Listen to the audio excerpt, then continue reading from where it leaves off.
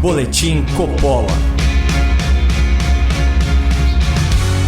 Sejam muito bem-vindos a um Boletim Coppola sobre divergências, ou melhor, profundas divergências na forma de enxergar o cenário político brasileiro.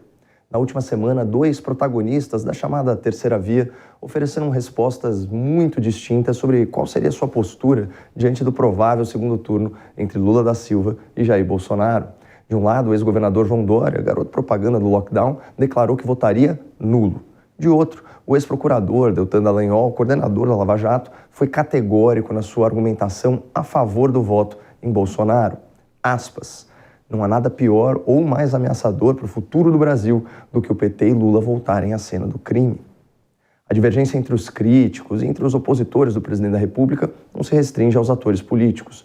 Mesmo entre veículos de imprensa dedicados a detratar Bolsonaro e seu governo, há uma diferença aguda de percepção da realidade.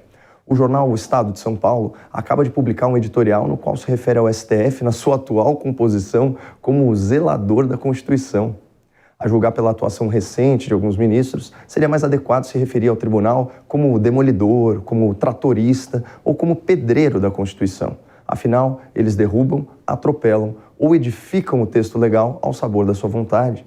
Na contramão dessa ode bajuladora ao Supremo, o periódico O Globo alertou seus leitores para decisões absurdas e sem cabimento, tomadas pela Corte. O Jornal da Família Marinho classificou o ativismo judicial do STF como um risco preocupante à democracia, agravado pela politização de um colegiado que se comporta como partido de oposição ao governo. No programa de hoje, nós vamos comentar esse dissenso a respeito de questões tão importantes, começando pelo voto da Terceira Via no segundo turno. Vamos à declaração do Dr. Deltan Dallagnol. Mais que eu não goste de muitas atitudes do atual governo, simplesmente não há nada pior ou mais ameaçador para o futuro do Brasil do que o PT e Lula voltarem para a cena do crime. A fala do Deltan é uma manifestação de bom senso. O governo petista arquitetou o maior esquema de corrupção da história e provocou a maior recessão econômica da República. Nenhuma pandemia global, agravada por uma guerra na Europa, foi capaz de superar o desastre econômico que o PT causou nos seus últimos anos de desgoverno, com retração do PIB, escalada do desemprego, aumento da pobreza e crescimento da insegurança alimentar. Mas isso é o passado. Olhando para o futuro, Lula promete intervencionismo estatal na economia, tabelamento de preços, revogação da modernização trabalhista, fim do teto de gastos, aumento da dívida pública e desestímulo ao agronegócio. Sem falar no abolicionismo penal, no aceno a movimentos que desrespeitam a propriedade privada, no controle social da mídia e da internet e na legalização do aborto como forma de controle de natalidade da população mais humilde. Qualquer um que se identifique minimamente com ideias liberais ou ideias conservadoras consegue enxergar, olhando tanto para o passado quanto para o futuro, o que o Deltan Dallagnol escancarou na sua fala. Não há mesmo nada pior para o futuro do Brasil do que a volta do partido quadrilha ao poder. Ainda assim, supostos liberais insistem em estabelecer uma falsa equivalência moral e política entre Lula e Bolsonaro, ignorando assim avanços significativos do atual governo nas áreas de previdência, de gestão das estatais, de desestatização, de controle de gastos públicos, de autonomia do Banco Central, de infraestrutura, saneamento básico, investimentos estrangeiros, comércio exterior e transferência de renda. Entre os expoentes dessa falsa equivalência está João Dória, o homem que está cumprindo a sua promessa de deixar a vida pública para ir para a privada. Em entrevista recentíssima à ex-revista Veja, Dória afirmou, aspas, vejo com dificuldades a Terceira Via. Lula e Bolsonaro não representam esperança para o Brasil. Infelizmente, nas eleições, vivemos um pêndulo que sai da extrema esquerda e vai para a extrema direita. Pela primeira vez na vida, se isso acontecer, vou anular o meu voto. Nunca votei em branco e nunca anulei. Quero estar em paz com a minha consciência. Bom, todos se lembram que o empresário João Dória só se elegeu porque estava agarrado ao coturno do capitão Bolsonaro. Isso com direito à hashtag Bolsodória e tudo.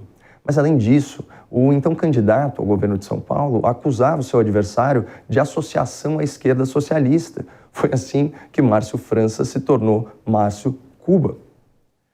Portanto, mais do que ninguém, Dória deveria reconhecer a ameaça que Lula, o PT e a esquerda brasileira representam ao futuro do país. Até porque foi assim que ele convenceu o eleitor paulista a votar nele nas últimas eleições. Nós comparamos a falsa equivalência de João Dória com o bom senso de Deltan Dallagnol.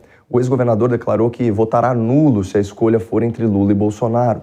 Já o ex-procurador reconheceu que não há nada pior para o futuro do Brasil do que a volta do PT à cena do crime. Mas além do dissenso entre pessoas físicas, parece que as pessoas jurídicas da oposição também estão batendo cabeça. O Estado de São Paulo e o Globo, por exemplo, parecem ter visões diametralmente opostas sobre o comportamento dos ministros do STF.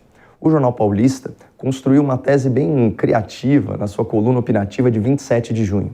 Eu vou ler para vocês o título e o subtítulo do texto. Aspas.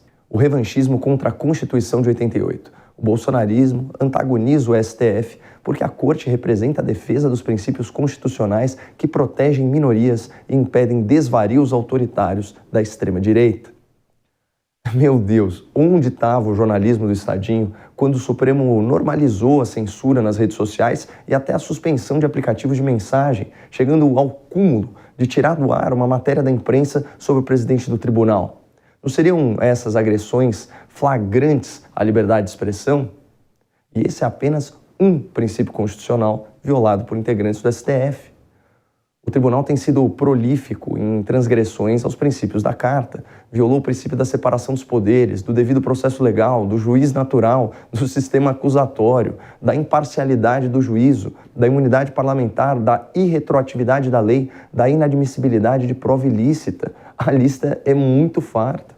Ainda assim, de forma sabuja, o editorial do Estado alça este STF ao posto de defensor da Constituição, como se ela estivesse sob ataque de alguém que não fosse o próprio tribunal.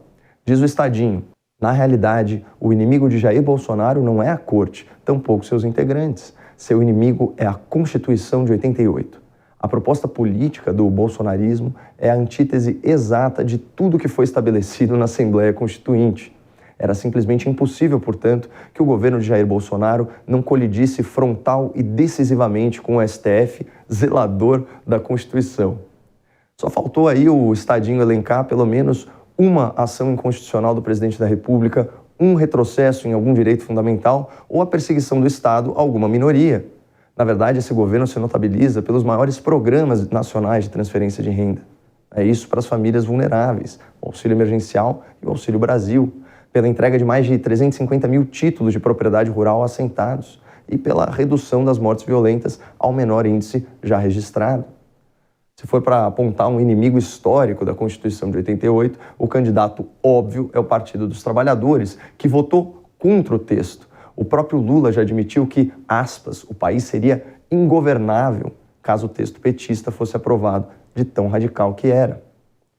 Ainda assim, para o Estadinho, é Bolsonaro o inimigo da Constituição, não o partido que arquitetou o suborno do Poder Legislativo e o aparelhamento da cúpula do Judiciário. O resultado de mais de uma década de indicações petistas ao STF, a gente lê em outro editorial, dessa vez um pouco mais conectado com a realidade dos fatos. Vejam o que escreveu o Globo sobre o STF. Outro risco para a nossa democracia tem passado despercebido, é mais insidioso e permanecerá entre nós, mesmo que Bolsonaro perca a eleição e transfira o poder ao sucessor. Trata-se da politização do Supremo Tribunal Federal.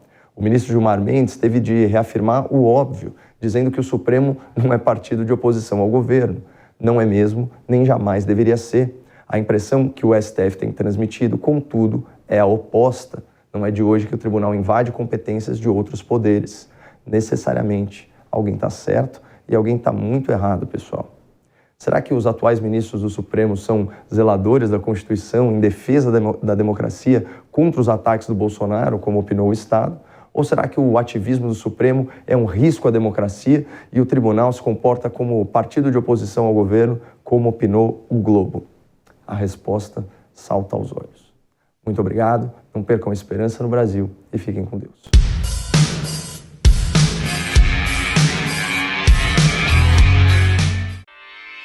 Realização Jovem Pan News.